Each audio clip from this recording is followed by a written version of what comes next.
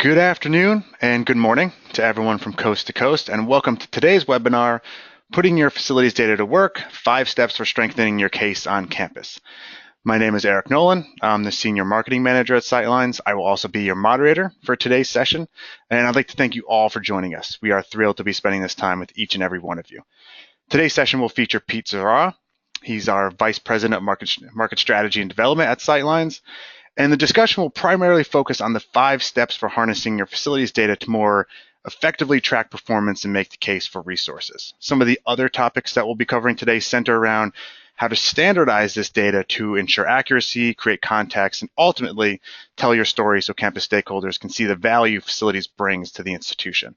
And of course, lastly, we'll set aside sometime at the end of the presentation to respond to any questions or comments that are submitted along the way or that were submitted prior to today's session. With this in mind, I'd like to remind you all that if you have any questions or comments during the presentation for Pete or myself, please don't hesitate to share those with us as you think of them.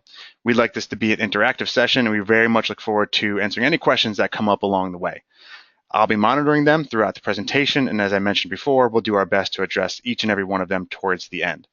To submit a question or comment, simply enter it in the questions box on your control panel, and they will be sent directly to us.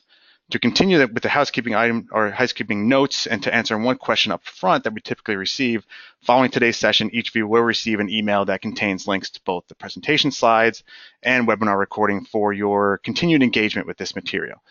We'll also be sure to include some complimentary content that we think you might find valuable. So keep an eye out for that email tomorrow. I'd also like to call your attention to the handouts section on your control panel. Handouts gives you instant access to complimentary resources such as previous webinar presentations, best practice guides, trends and benchmarking reports, and any relevant case study documents. You can check these out at any time during the session, and we absolutely encourage you to do so. Now, before I hand this off to Pete, I'd like to quickly provide a short introduction to Sightlines for those who are joining us for the first time today. The way I like to describe us is that we're an industry-leading investment advisor for educational facilities. We provide tools for facilities planning, reporting, benchmarking, and analysis, and we're working with hundreds of institutions every year to try to help them find ways they can use their capital more strategically and also identify opportunities to be more effective stewards of their campus, both operationally and environmentally.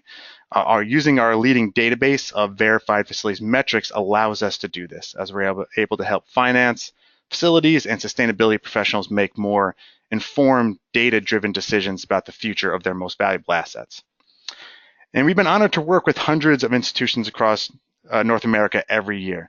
We work with approximately 450 colleges and universities in 43 states and Canada, and this gives us unparalleled perspective on the state of higher education facilities and industry trends and best practices, and that perspective is going to play a big role in what Pete is going to be talking about this afternoon.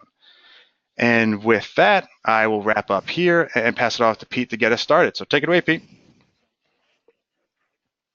Thanks so much, Eric. Really appreciate the intro, and I too am delighted to have everyone here with us today. This quote rings routinely through our work here, and thanks to Mr. Deming, data has become central to so many of us around our work around the country, and it always makes me wonder what life would be like if he was around today to help us work with all the powerful tools that each of you have at your disposal. We're going to talk today about data and how it can be used and how to gather it to most effectively make the arguments. It's important to us that we remember that data is really about establishing the means of an effective conversation, and as such, we believe that there's some important vocabulary that's critical to a conversation around facilities issues, and in the event that I slip into that language, it seems to make sense to share that with you here today. We organize data conversations around two big issues, the notion of asset value and for the care and sustaining of your physical assets, the change in that value, and similarly the viability of your operational approach, which we label operations success. Each of those is further subdivided into big concepts around annual stewardship, really the keep-up costs, the money that is spent each year to steward and assure that those buildings stay as close to original condition and performing to reach the full extent of their useful life. And also catch-up cost, the asset reinvestment portion of your expenditures, because it is normal and expected that you will not spend as much as you need to keep that building in peak shape for two reasons. One, sometimes you just don't have the money, and two, it's appropriate to remodernize buildings periodically. So episodically, there's a catch-up investment that we label asset reinvestment. Similarly, on the operations side, there is the notion of operational effectiveness and the extent to which you are indeed using your operational dollars to the greatest extent to serve the students and the faculty on your campuses to most effectively. Similarly, we'd like to measure service and the extent to which people are happy with that service and which is actually delivering the things that it's supposed to deliver. This vocabulary is something that I'm probably going to fall into at different points. I want to make sure you're at least aware of some of those phrases and concepts. We've broken this down into 5 steps, listed here as consistency, accuracy, normalization, peer groups, and context, and we're going to work our way through each one of them in that order. The first of those is consistency. It's important that the data that you gather and that you are tracking is collected in a way that is consistent across time and across peers ultimately. Mr. Twain is often credited humorously with this quote. We don't actually think data is garbage, but it is fair to say that if you don't start with the end in mind with data, if you don't know why you're collecting the data, you are not going to get as much out of it as you possibly can. With that in mind, it then becomes possible to create a list of specific data pieces that serve that end, what you're trying to collect that data for, what kind of story you're trying to tell. If you're thinking about the data in the terms of that story, it allows you to make sure that you have the appropriate data to bring your ideas and your questions and issues to light for the larger community that you're going to be discussing with. That means understanding institutional language. Where does your data fit into the conversations that are happening on campus? What are the concepts that people understand and are afraid of or enjoy? What are the issues that are happening on your campus, and how does your data fit into that conversation and that story? Similarly, it's important to think about what you're going to edit out or how you're going to edit that data. It's fair to say that a facilities operating budget and capital budget often cover things that are a little around the fringes of what many people think is the routine facilities or process. And it's important that you can gather that data in a way that you can incorporate it or exclude it as appropriate. It's not unreasonable to think that mailroom expenditures, for example, are not going to be part of your evaluation of the effectiveness of your capital budget. And so you want to be able to keep that data discrete. And similarly, within an operating daily service budget, you may or may not want to track setups and moves. But being able to have this data editable allows you to assure that you can gather the right data at the right time to tell the right story. Now, what is the accuracy of that data that you gather? Facilities data is not normally audited the way financial statements are. It can mean there are errors that can go unnoticed in the data that's gathered or even tracked. What do you do to identify those trends? First, it's important to look at that trend longitudinally. What has been happening with the data, and does that data all by itself make sense? On this campus, was there something going on in 2015 that caused that number to spike up at that time? Was it just cold and there was lots of fossil fuel being used at the time? And does it make sense that electric usage is flat? Does it mean that it's consistent year over year, that the weather's the same or that the energy use is the same? It's a gut check.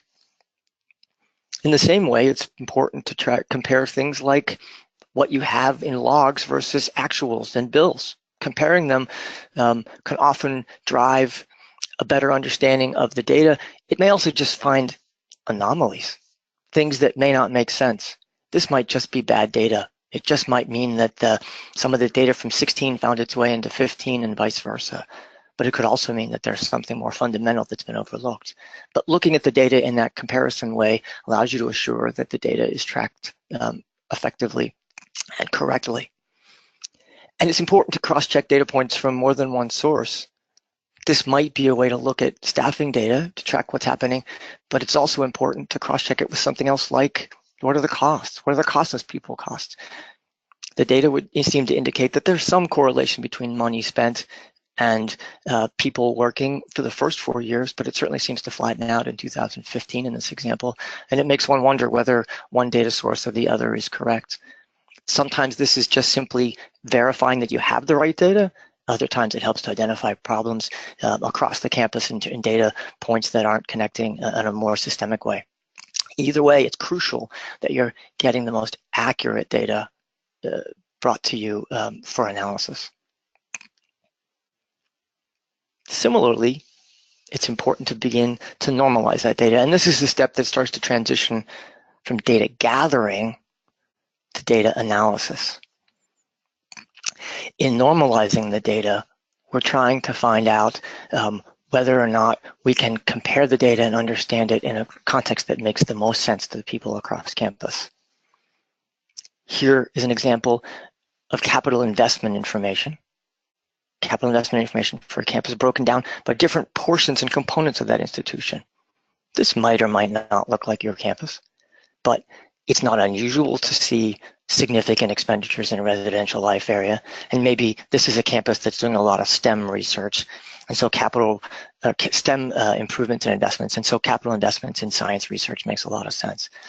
But is it the entire story? Does it make the most sense to tell what's going on that campus? What if we normalize it around square footage? We might discover that, in fact, on a per square foot basis, we're spending less than average in the residential life area. And in fact, our science research is about average. It's about typical for the institution. That might be a good story. It might be a bad story. Maybe we were hoping that we were spending significantly more on science research because STEM was a big focus. And it turns out that on a square foot basis, we're just typical. At the same time, this might be the ideal story because people are concerned that there's too much spending in res life and science. And normalizing it on square footage allows you to be able to explain that everybody's getting their fair share. The story you need to tell comes from the information, but getting it to a place that's helpful for telling that story is the first step. And there are so many possible factors which can affect the way in which you identify metrics and normalize them. We talked about size in this example, square footage or acreage. It could be number of people though. Maybe it's around full-time equivalent people on campus or just students. It could be other metrics though too, depending on the location and the particular combinations of things being discussed. It might be a combination of these two, of people and size. Maybe it's people per square foot or acre on a staffing chart. It could be energy per every 100,000 packages moved through a distribution facility. Or maybe it's work orders tied to patient bed days at a hospital. The specifics are going to vary from situation to situation and campus to campus. The key, though, is to find normalizing metrics to help create a better understanding in the context for which this is happening. As we move forward and get more complicated and move toward more analysis with the data, we want to acknowledge here that it is harder and harder to do that on your own. The first 3 steps are steps that can be done within the context of an individual campus. But moving to these larger discussions, it requires information about others. That can be done through a collection of peers who share data and have consistent practices. It can be done through organizations like ours. But importantly, it's essential to understand that as we get to these next 2 steps, it is not stuff that can be done in isolation and requires coordination with others. Now, the first one we tackle here is peer groups. And what is a peer group? That can vary depending on what you're exploring. We see it broken down into two issues, really: who you are and maybe who you want to be. Who you are can be physical characteristics of your campus. It can be the location or region that you're in the country. Perhaps it's more about money or program. It can also be tied into enrollment issues and residential status. The physical characteristics might mean that you don't compare small schools with giant schools. Location means that you want to think about the weather, or the climate that you're in, so that you're not looking at energy data between southern Texas and South Dakota. Financial capacity is important because the resources available at wealthy institutions is very different than those who are living on tuition-driven kinds of environments. Program is essential because those kinds of issues that define program very much change the emphasis on how money is spent and how it's folded together on the campus. And residentiality is an interesting one, simply because while campus square footage might be the same between two institutions, one might have 100% student population, and the other might be a very large commuter program. That means that some data might correspond, but many other pieces won't. Peers can also be selected around who you want to be, not just who you are today.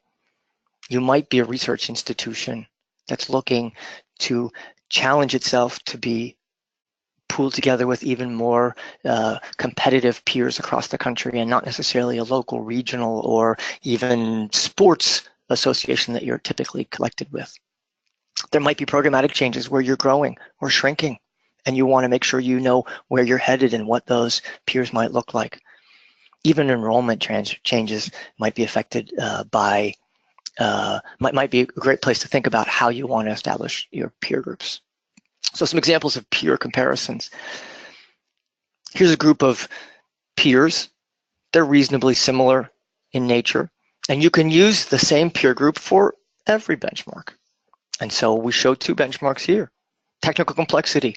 All of these large research institutions, not surprisingly, have the same level of sophistication in terms of their overall buildings and their character. But surprisingly, their density is very different. The number of users per 100,000 square foot is remarkably different across all of them. That's okay, as long as you understand why you've chosen the peer group and whether or not that's going to help you or challenge you to be different in your conversation. But it's important to recognize that just because you think you're together similar in one sense in a peer group doesn't mean you're going to be similar in all the others. And it can be something to be used to your advantage. It's also reasonable to think about customizing peer groups for particular metrics. On the left, a series of small selective liberal arts colleges are not surprisingly gathered together with a similar sort of density, right? Numbers of users per 100,000 square feet. These are great factors if you're looking at operating budgets or custodial measures or other kinds of metrics that you want to chase. But these, to compare from left to right, wouldn't be necessarily great schools to compare if you're looking at energy peers, because frankly, Pomona and Hamilton are just not exactly in the same part of the world and have very different kinds of climates and environmental conditions. So it's appropriate to think on a different set of peers if you're looking at energy metrics. So here's a group of schools across the southern part of our country who aren't necessarily all the same in terms of who they are and their size, and what their mission is, and what programs they serve, but they provide great context for energy peers because they're climatologically the same and may actually be procuring within similar sorts of environments. So selecting peers to match the metrics that you think are crucial for you can mean picking different peers for different kinds of goals and different ends, and that's a really effective way to tell the story in the most clear-minded fashion. Our fifth step is context. Once we've established a consistent and accurate data that's been normalized, and we begin to imagine it within the context of peers, we want to take that context a little further and begin bringing metrics together to tell a more sophisticated story. So here is data within context around custodial issues. We will look at quantitative and qualitative measures. These three slides represent important quantitative measures about this pool of schools, and our demonstration institution appears to be staffing in a way that each custodian is cleaning a little bit less square footage than all of its peers. And the supervisory coverage means that there's fewer employees per supervisor, and they're spending a little less money. It could make one wonder if this institution is overstaffed. Is is this institution perhaps not getting as much out of each employee as it possibly could compared to what its peers are apparently garnering? But perhaps that's only part of the story, because this institution also, on a cleanliness and an inspection standpoint, is significantly cleaner than its peers. And that may be a mission, that may be a goal, that may be a specific targeted interest for this institution. And on that basis, this is justifiable. This is where this institution wants to be. It wants to be in a place that is differentiated from its peers. So just because you have peers doesn't mean you need to seek the normal. You need to seek an understanding of why you are different from the normal, if you are, or why you want to be tied to the normal, if that's your goal. Data within context may also mean gathering what some people might think are unrelated metrics, like the age of a building and the amount of time employees are doing work, hours and age. This is a campus with a significant vintage of buildings that are pre-war, which we garner as sort of World War II and older. And we've broken the campus out into pre-war and then a series of architectural groupings forward, mid-century and postmodern and complex.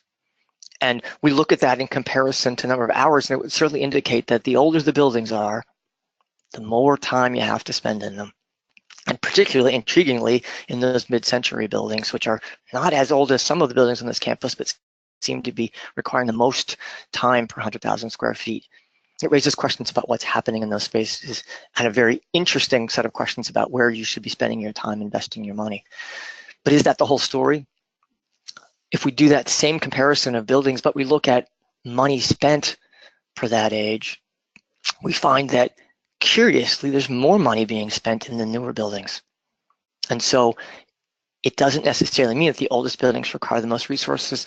Some of the complexity, some of the challenges, some of the churn on technology that's happening in newer buildings requires greater expenditures of dollars. The time spent may be less, but the amount of money being expended there appears to be significant in this case. If we look at that same campus, or that same kind of campus, we can also take some more selective metrics to tell an even more refined story. In this case, we look at renovation age, the time since the last major renovation on those buildings, and we see a very different profile in those blue bars, a much newer campus than was depicted in the previous slide.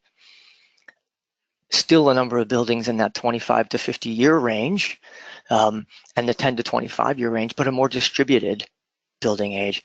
And we see a very different kind of alignment now of those hours being spent. Not so much of it being spent in those older buildings, but some of those newer buildings as well by renovation age. Again, we have this large amount of money, large amount of time, being spent in those 25 to 50-year-old buildings. And one could ask the question, why? From a facility standpoint, we recognize that in the 25 to 50-year range, we might be seeing buildings that are either delayed in their first set of life cycle renovations, or perhaps coming upon their second cycle. And we may also see in that 25 to 50-year range some of those older buildings that have just never been renovated, all of which are demanding more time, more efforts on campus. A very different depiction than was carried out in the previous slide. I wonder how dollars work. A similar kind of dollar alignment reaffirms that the money and the time are both being spent in those buildings that are reaching the end of their second life cycle and may have never even experienced their first life cycle in terms of repair. And so we are not surprised when we see a graph like this. But again, it's a terribly different story than just looking at age of buildings or just the money being spent as a single metric. There are also variable metrics that you can craft around your own campus. Metrics that can be specific to the particular size and characteristic of your campus. So here's a cut based upon building size. And on this campus, we've chosen a breakout at less than 8,000 square feet, some mid-size spaces, and I've grouped all large buildings into an over 30,000 square foot bundle. And curiously, some people might think that small buildings are easier to maintain. Most facilities professionals we know would understand that that's not the case, that those smaller, fussier buildings strain the budget with sort of diseconomies of scale all of the challenges that come with them, and their users. And that as the buildings get larger, it's not surprising to see that the amount of time being spent in them shrinks on a per 100,000 square foot basis. Now, this graph is variable in so much as it may not make sense for your campus. You might be in a larger campus where you need another break at 100,000 and maybe even a sixth break at more than $250,000 if you've got lots of really large buildings and you want to tell a different kind of story. Maybe everything under 15,000 gets bundled into one for your campus. The importance here is to be able to craft a narrative that helps explain what's going on in terms of correlating these variable different metrics to what's happening in the condition of the buildings. And in this instance, the dollars prove out to be the same in terms of their shape, and that's not necessarily a surprise either. Another way to look at data in context is a pure peer-to-peer kind of comparison, looking at a trend on backlog for a given school and compared with peers. If we were to look at 2017 data only on this chart, we would see that, in fact, this demonstration school is doing better than its peers. But disturbingly, the trend, the longitudinal trend, is a significant upward growth in that backlog at that institution as compared to peers. Essentially, the demonstration school is catching up and is on track to quickly pass in terms of the need on that campus. Could be happening for a number of reasons. Maybe the peers are investing more at this time and sort of staving off a problem that the demonstration school has been naive to confronting. Maybe those other peer schools actually have younger campuses with just a few really old and troubled buildings that they're choosing to ignore right now, whereas the demonstration school has a broader portfolio of spaces and they are all growing and being underfunded. So the story behind this is yet to be determined, but importantly, not just individual data points, but trends become key to understanding the conditions on these campuses. Here's another example of a data point that cannot be taken just on an individual campus, but really needs to be done within the context of peers. This is comparing daily service, those routine tasks on campus, with planned maintenance, which is a bundle of any number of planned preventative, predictive maintenance happenings on a given campus in our metrics here. The demonstration schools should be justifiably excited about the fact that they have been slowly expanding their planned maintenance activity on campus. It's grown to maybe 10, 15% of their work is happening as planned maintenance from something 10 and even smaller back in 2009, 2010. A really positive trend because we believe planned maintenance is a significant way to maximize operating effectiveness and secure the best return on the institution's investment in its facilities. But that excitement would be tempered if put in the context of a peer group where they're at 40% planned maintenance in 2017. It doesn't diminish the progress that's being made at the demonstration school, but it sets that progress in context. And it's that context that helps you set new goals, new benchmarks, and measure how effective you really are in utilizing and optimizing the dollars that you have to spend. Again, that data within context, key to exploring how best to maximize your understanding of the data you have before you. Now, those 5 steps lead you through a process of gathering the data and validating and verifying that it's effective, that it's accurate data, and normalizing it so people can understand it, and then beginning to understand it within the context of peers and other sort of contextual settings. But it is important to acknowledge that getting that data together leads to a need to actualize it. And it's important for us to take a few seconds here and talk about might shift from data the knowledge that comes from gathering the data into action. And here are 4 principles we keep in mind. The first, strategize and plan, which means talk to the stakeholders, talk to your users, talk to the leadership, and make sure you have an understanding of their priorities and a picture of the overall institution. If you don't have in which you are going to apply this data and think about the method you're going to use to the community, you won't be successful in tying your work and your use into future.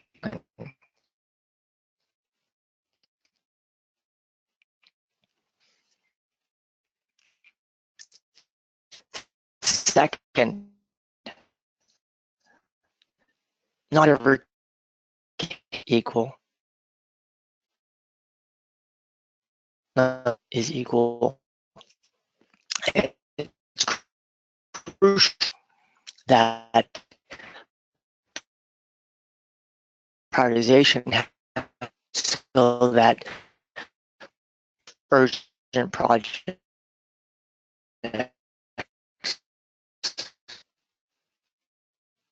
in the most urgent in the where it's happening closer to its ultimate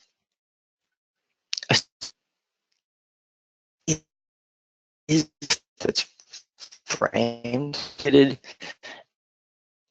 want work. Sure, you have that end goal on the specific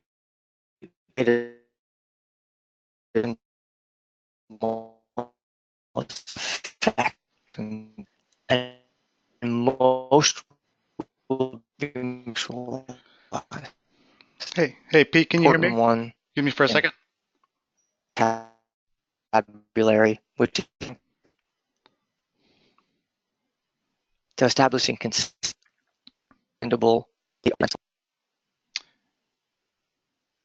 Hey, Pete, do you mind if I jump in for 1 second?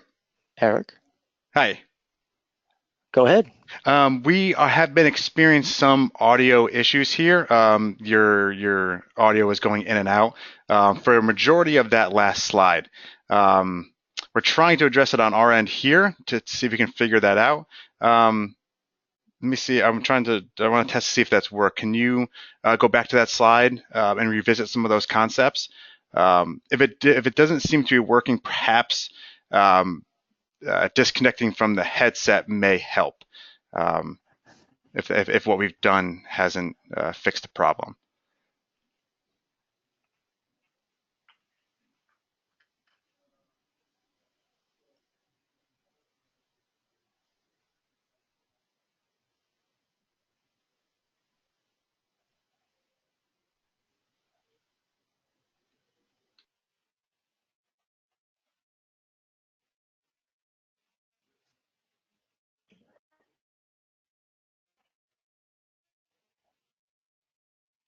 We'll try again. Uh, so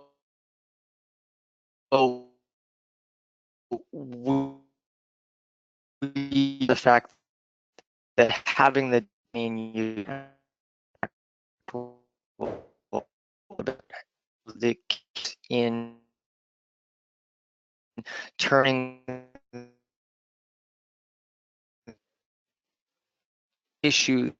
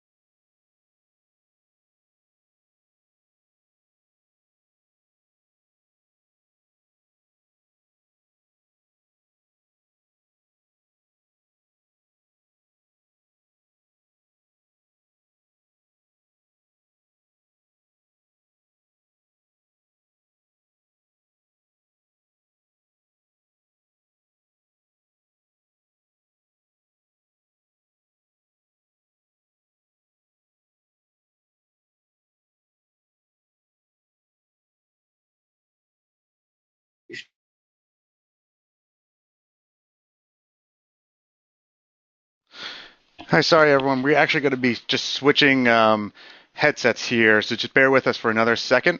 It seems like it's working here on this end.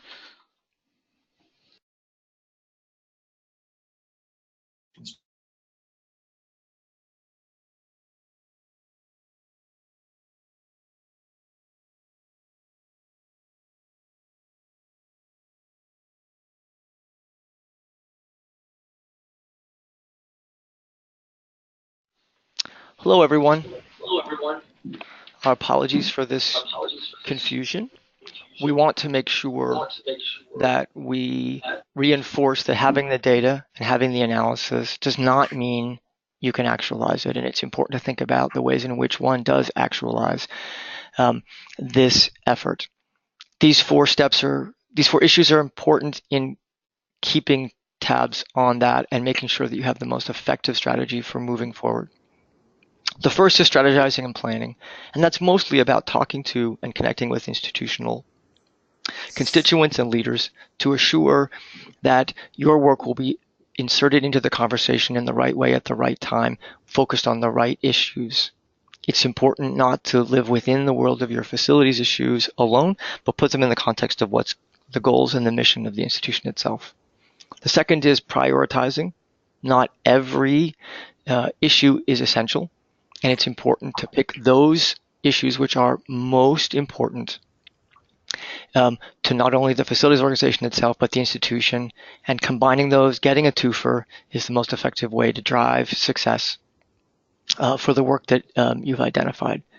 Establishing clear targets is making sure that you have the end in mind. What are the goals? What are you hoping to achieve?